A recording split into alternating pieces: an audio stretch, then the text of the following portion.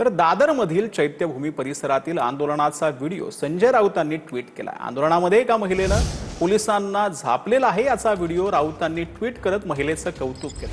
हा संताप हे भ्रष्ट सरकार जाळून टाकेल अशी टीका राऊतांनी आपल्या त्या संपूर्ण व्हिडिओच्या माध्यमातून ट्विट करत केलेली आहे।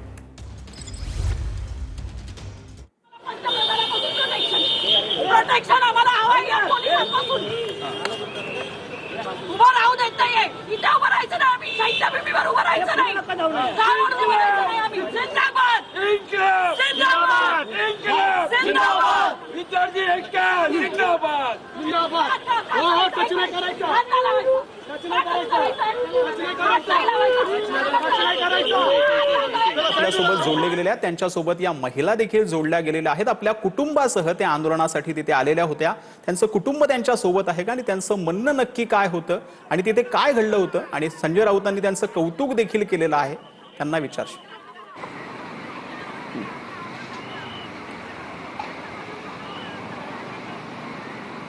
नक्कीच सचिनजी, आपण पाहिलं तर आपल्यासोबत आता संध्या पानसकर आहेत, ज्या चैत्यभूमी या ठिकाणी त्या उपस्थित होत्या आणि त्या संदर्भातला आपला संपूर्ण किस्सा आहे तो विचारणार आहे। मॅडम, नक्की काय झालेलं होतं त्या ठिकाणी? तुम्ही किती वाजता पोहोचलेला होता आणि पोलिसांसंदर्भात तुमच्यासोबत काय झालेलं होतं? आम्ही 4 वाजताचं आंदोलन होतं आज आणि आम्ही एक 4 ला 5 किंवा 10 मिनिटं कमी होते तेव्हा पोहोचलो आणि लक्षात आलं की जिथे चैत्यभूमीला ज्या प्लेसवर ज्या ठिकाणी होणार होतं आंदोलन तिकडे बॅरिकेड्स लावलेत भरपूर आणि प्रचंड पोलीस ताफा, म्हणजे 100च्या आसपास तरी कमीत कमी असतील आणि कळत नव्हतं काय चाललंय। म्हणजे जी पण विद्यार्थी तिथे उभे होते त्यांना हाकललं जात होतं, सैरा वैरा लोक धावत होती आणि कोणालाही ते पकडत होते, म्हणजे कळत होतं की हे आंदोलन करते नाहीये, त्यांनाही पकडलं जात होतं। मला समजायला थोडा वेळ लागला की हे नक्की काय चाललंय। म्हणजे आपले जे ऍक्टिव्हिस्ट मित्र आहेत ते दिसत नाहीयेत, सिनियर लोक दिसत नाहीयेत, ओळखीचे पत्रकार जे नेहमीचे ते कोणी दिसत नाहीये। तर मी थांबून अंदाज घेते की तिकडे काय चाललंय।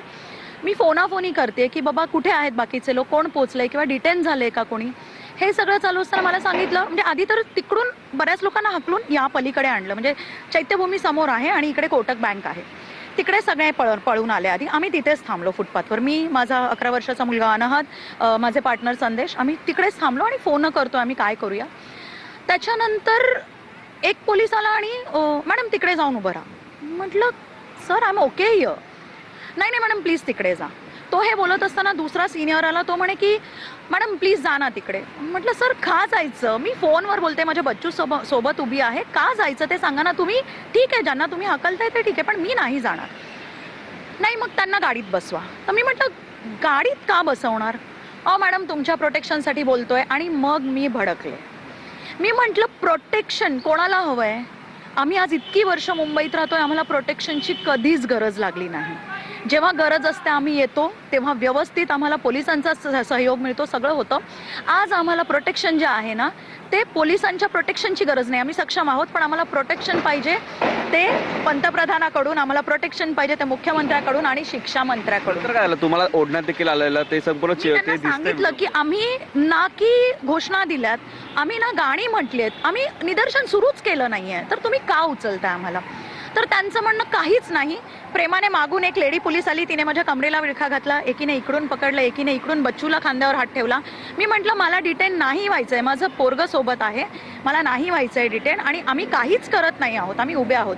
तर ते जबरदस्ती न्यायला लागले। मग मी आवाज केला तर सगळे मीडियाचे लोक आले तिकडे आणि आम्हाला ते जबरदस्ती गाडीत घेऊन गेले। कुठे घेऊन जाण्यात आलं, किती वेळ थांबवण्यात आलं आणि त्यानंतर पोलीस स्टेशनमध्ये काय? नाही, आम्हाला आधी सांगितलंच नाही कुठे नेणार आहेत। मी त्यांना विचारलं, म्हटलं बच्चू सोबत आहे, त्याचे बाबा फोन करतात आणि तो घाबरलाय, तो प्रचंड रडत होता घाबरून आणि त्याच्या बाबाला ज्या पद्धतीने फरफटत नेलं त्यामुळे तो खूप घाबरला, त्याला लागलं सुद्धा, ओठातून रक्त आलं त्याच्या, इतकं त्याला फरफटलं। तर त्याच्यामुळे त्यांना विचारलं, त्यांनी सांगितलं शिवाजी पार्क पोलीस स्टेशनला नेतोय। हे पहिल्यांदा झालंय आमच्या आंदोलनाच्या या हिस्ट्रीमध्ये की सांगितलं शिवाजी पार्क पोलीस स्टेशनला येतो आणि खूप वेळ गाडी चालू होती आणि ते बंद गाडीमध्ये कळत नाही रस्ता। मग मी थोड्या वेळाने, आणि माझ्या सोबत ज्या मुली होत्या, 4 मुली होत्या, ज्या यंग मुली होत्या, पहिल्यांदाच आलेल्या आंदोलनाला, तर आम्हाला सांगितलं नाही आम्ही आता तुम्हाला वरळीला नेतोय, वरळी पोलीस स्टेशनला। म्हटलं सर तिकडे का, नेहमी तर लोकल पोलीस स्टेशनला नेतात ना। नाही मॅडम, आणि आम्हाला खूप वेळ फिरवलं, म्हणजे दादरहून वरळीला जायला अर्धा तास नाही लागत, अर्धा तास आम्ही फिरत होतो आणि 4:30 वाजता वरळी पोलीस स्टेशनला गेलो।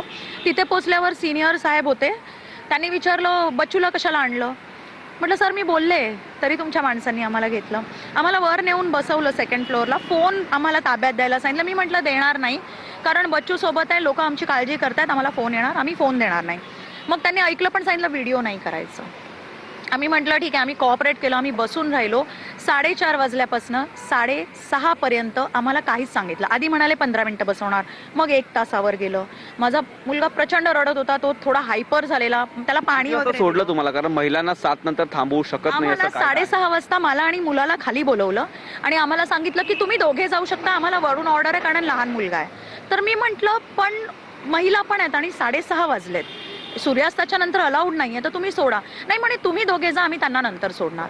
पण मला ते योग्य वाटलं नाही, मला थोडी कुणकुण लागली, म्हणून आम्हाला 7 वाजता आम्ही त्यांना म्हटलं आता सोडाच. ते तयार नव्हते, मग आम्ही थोडा आवाज केला, मग 7:30 वाजता ते 7:45च्या दरम्यान आम्हाला सांगितलं की तुम्ही जाऊ शकता.